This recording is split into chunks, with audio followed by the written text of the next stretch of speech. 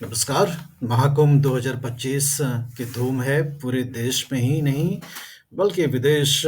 से भी कई सारे लोग आ रहे हैं। पहले हमने देखा कि 10 देशों के एक प्रतिनिधि मंडल ने कुंभ में स्नान किया, महाकुंभ में स्नान किया, जिसमें कि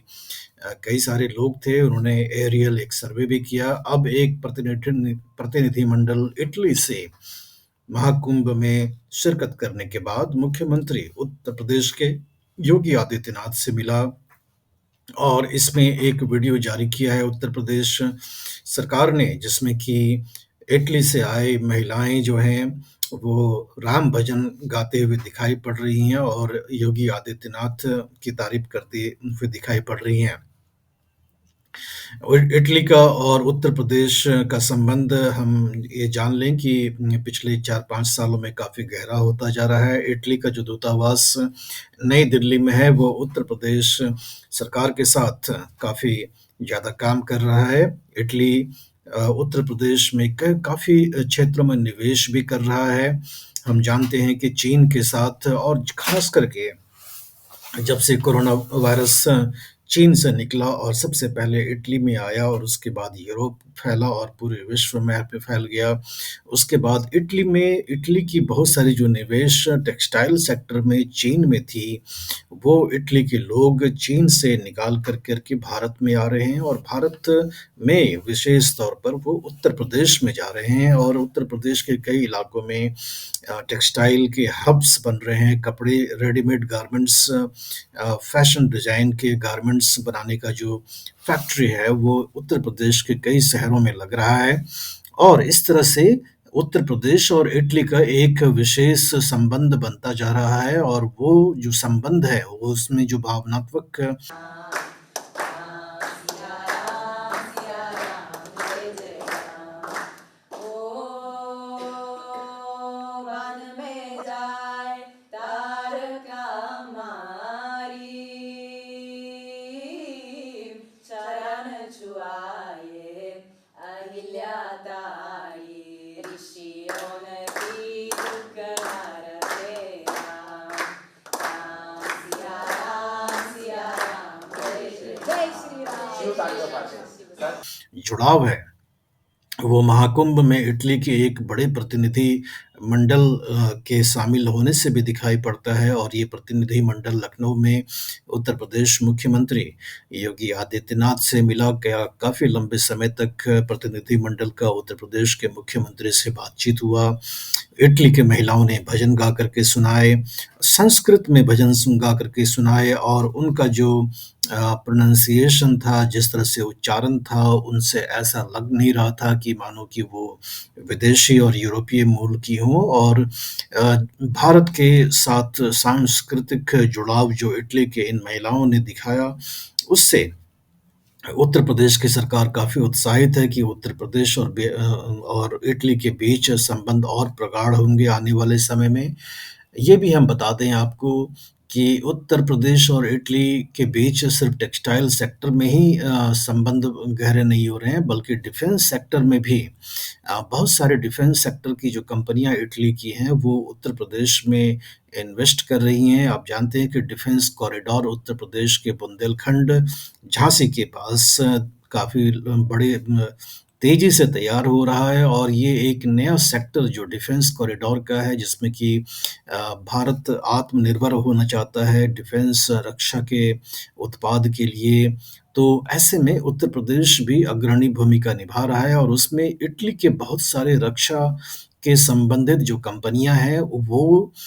उत्तर प्रदेश के साथ उन्होंने कई सारे एग्रीमेंट साइन किए हैं, बहुत सारी कंपनियों के साथ मिलकर के वो काम कर रहे हैं। तो ऐसे में आपने देखा होगा कि जब गौतम बुद्ध नगर में इंटरनेशनल ट्रेड फेयर का आयोजन किया गया था, तब इटली का जो दूतावास था और इटली की जो सरकार है, उन्होंने बहुत ही खास रुचि दिखाई थी इसमें शिरकत करते हुए और उन्होंने अपने पुराने जो रिश्ते हैं उत्तर प्रदेश के साथ, जो उन्होंने एग्रीमेंट किए हुए हैं, उसका हवाला देते हुए कहा कि उत्तर प्रदेश और इटली के बीच एक विशेष संबंध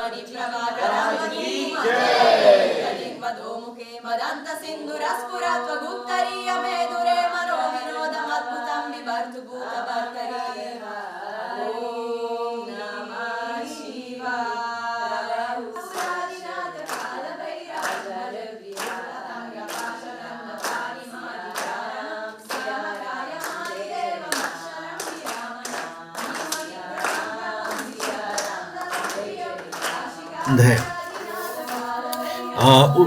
उत्तर प्रदेश और इटली के बीच जो संबंध है वो अगर एक थोड़ा डीप लेयर जाएँगे तो वो लगेगा कि थोड़ा पॉलिटिकली भी एक अलाइन्ड है क्योंकि उत्तर प्रदेश में हिंदू पोस्टर बॉय योगी आदित्यनाथ मुख्यमंत्री हैं और इटली में जो प्रधानमंत्री हैं जॉर्जिया मेलोनी के बारे में भी कहा जाता है कि वो दक्षिणपंथी नेता हैं और जॉर्जिया मेलोनी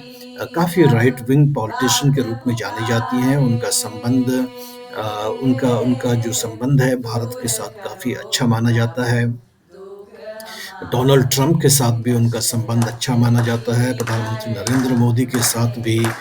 उनकी कई बार मीटिंग्स हो चुकी हैं। कई बार जी20 में नई दिल्ली भी आई थी जॉर्जिया मेलोनी और जॉर्जिया मेलोनी की जो राजनीतिक विचार हैं वो भी दक्षिणपंथी हैं। उत्तर प्रदेश में जो सरकार है भारतीय जनता पार्टी वो उसके उसके बारे में भी कहा जाता है कि वो एक दक्षिणपंथी पार्टी है। तो ऐसे में दोनों का जो राजनीतिक विचार है वो लगभग एक जैसा ही है और इस तरह से उत्तर प्रदेश और इटली के बीच ये जो काम करने की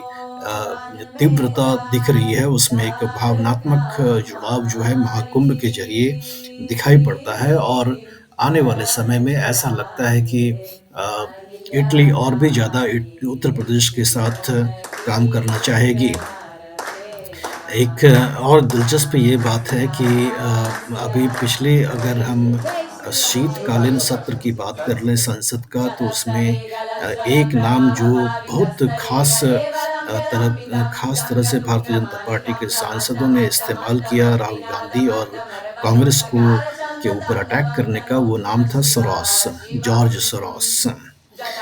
जिस तरह से भारतीय जनता पार्टी के सांसदों ने जॉर्ज सोरोस के नाम को इस्तेमाल कर के कांग्रेस पर अटैक किया, इसी तरह इटली की प्रधानमंत्री जॉर्जिया मेलोनी भी जॉर्ज सोरोस पर काफ़ी अटैक करती हैं। जॉर्जिया मेलोनी का कहना है कि जॉर्ज सोरोस ने पिछले कई दशकों से बिलियंस ऑफ डॉलर्स खर्च कर के जो वामपंथी विचार का फैलाव किया है यूरोप में, कहीं न कहीं आज जो समस्याएँ यूरोप को झेलना पड़ रहा है, उसका कारण वही है और जॉर्जिया मेलोनी का भी कहना है कि जॉर्ज सोरोस जो हैं एक तो पहले फिलैंथ्रोपिस्ट थे पहले और उसके बाद बहुत बड़े एक तरह से कहें तो विदेशों में सरकार को गिराने के लिए काम करने की का बहुत बड़ा ज़िम्मेदारी अपने ऊपर ले रखा है, ऐसा जॉर्जिया मेलोनी का दावा है। मेलोनी ने ये भी कहा है कि जॉर्ज सोरोस सरकारें गिराते हैं दूसरे-दूसरे देशों में।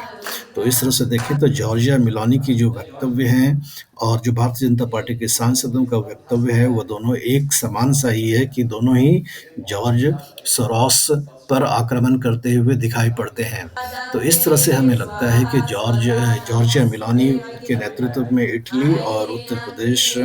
योगी आदित्यनाथ के नेतृत्व में दोनों के बीच जो संबंध है दोनों इटली के साथ उत्तर प्रदेश का और इटली के साथ भारत का, वो काफ़ी प्रगाढ़ होता जा रहा है और महाकुंभ में उसके हमें काफ़ी कलर्स दिखाई पड़े और ख़ास करके ये बहुत ज़रूरी है कि इटली जो है जहाँ से कि हमने कॉम्बैट हेलीकॉप्टर्स भी अपने रक्षा क्षेत्र में वहाँ से लिया है और उसका भारत में भी प्रोडक्शन होने की बात है। यूरोप के अगर हम देशों में देखें तो अब तक सिर्फ़ फ्रांस ही एक ऐसा देश देखा गया है यूरोप में जो कि टेक्नोलॉजी का ट्रांसफ़र भारत से रक्षा के क्षेत्र में करता आया है। इसके अलावा अब फ्रांस के बाद जो सबसे बड़ा अगर कोई रक्षा के क्षेत्र में भारत के साथ सहयोग कर रहा है आज के तारीख में, तो वो इटली का देश है, इटली है। जॉर्जिया मेलोनी के अंदर इटली जो है नेतृत्व में इटली भारत के साथ रक्षा मामलों में सहयोग भी कर रहा है और टेक्नोलॉजी का भी ट्रांसफ़र कर रहा है। इससे भारत का जो लक्ष्य है कि रक्षा मामले में आत्मनिर्भरता हो, उसमें ताकत मिलेगी।